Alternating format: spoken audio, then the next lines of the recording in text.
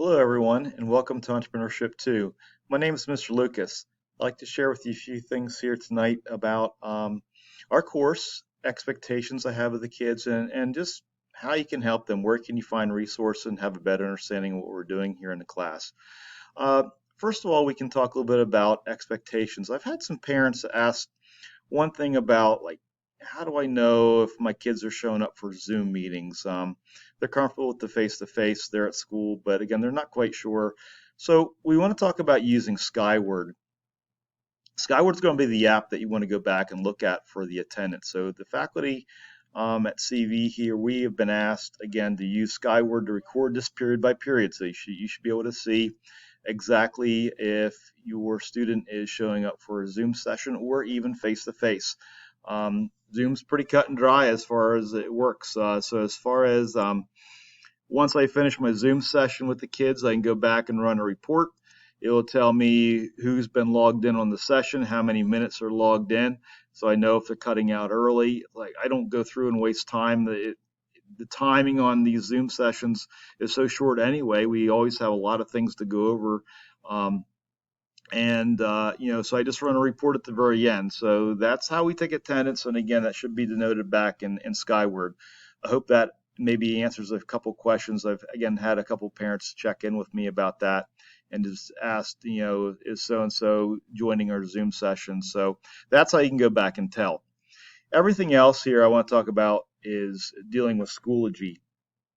So one of my expectations with kids is understanding grades, being able to manage, their time and being a self-advocate. I think this is something I think is very important that they need to learn how to do, and they should apply this in all their courses. So back in the Entrepreneurship Schoology course, they have the grade book. They should be looking in there. And I'm not saying on a daily basis, but they should look because we typically have multiple things that will be due a week.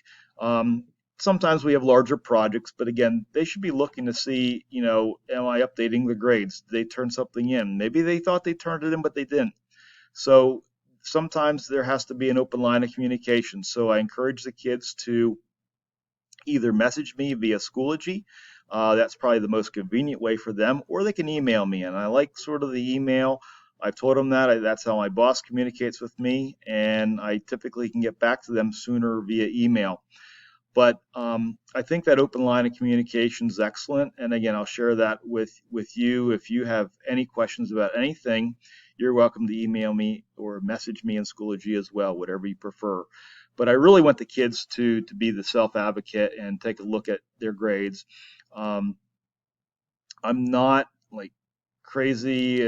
I understand like the concept of meeting deadlines, and I'm an advocate. I do the yearbook, and we have to meet deadlines, and in the real world you have to meet deadlines. But sometimes in public education and education in general, does it really matter if someone learns something on a Tuesday versus on a Friday of that week? So I don't take off points for being necessarily late. I want the kids to learn. I want the kids to turn things in. But there is a point in time where it serves no purpose to do it just to say they did. It depends upon like if we've already had an assessment. So I want the kids to be checking their grades on a daily basis, or a couple times a week, reaching out to me if they didn't turn something in, making arrangements to get it turned in, and I certainly will accept that, and I want them to be the person responsible for that. There's nothing wrong with the parent urging them and encouraging them maybe to do so, but I'd like them to really take charge on that. That's again one of the things I'm looking for as far as communication. I think that's important, and it's without good communication and without good writing skills, people can certainly have problems with that. So as far as Schoology goes, other than grades, let's talk about the layout and what I'm asking for the kids. So I always go back and I have an agenda. It could be a weekly agenda. It could be 2 weeks. It depends on how long the unit is. Also, again, when we're talking about outstanding work, my agenda, if you scroll down, will cover past week's agendas. So let's say there is an assignment due back on September 14th. maybe just one right here. They can click on that link, will take you to the assignment. They can look at it, they can turn it in. That's the same way as looking at the grade book. But again, a lot of times just clicking on the link, going to the assignment doesn't give them enough information about how to do something. I always provide a lot of instructional videos, other resources that go along with that. All that information is going to be listed back here in the course materials of the course. So again, I'm going to have, again, broken down by unit. This is where it might get a little confusing based on what we're doing, but I typically indicate what we're doing on the agenda. Is this going to be a profit loss? Is it going to be a marketing concept, whatever? And again, right now I do a lot of scaffolding along the way. We're finishing up the first profit loss from the student store, which again, this course is directly related to working in the Eagle Emporium. So again, just for example, I'll open this up, the assignment. So when they see something out here on their agenda or their calendar, okay, when they click on that, they'd go to the actual assignment. However, okay, where's all the help? Where's all the instructional videos? So I have a folder out there that has everything there. I store my videos on YouTube. And again, this whole idea of working independently, learning outside of class, and then when the kids are in with me, they can ask questions as they're working on it.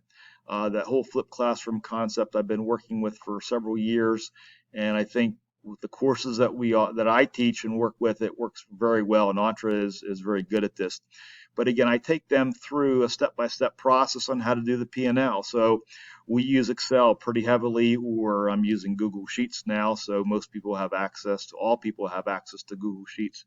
But we do a lot of spreadsheeting in here, so one thing I'll focus on is a lot of the operations of the store. So a week or a monthly report of a P&L is what we're doing. The last school year is what we're doing. We're doing a P&L for the month of February. We did not do one when we went out on March 13th of last year. So here's a good opportunity for the kids to go back and see what a normal P&L would look like. And then we're going to be doing one every month. As far as the student store goes, we are hoping to have this store open for marking period 2. I will be asking your kids that are in the building here to help me out with running of that during lunch periods. So that would encompass periods 5, 6, and period 4.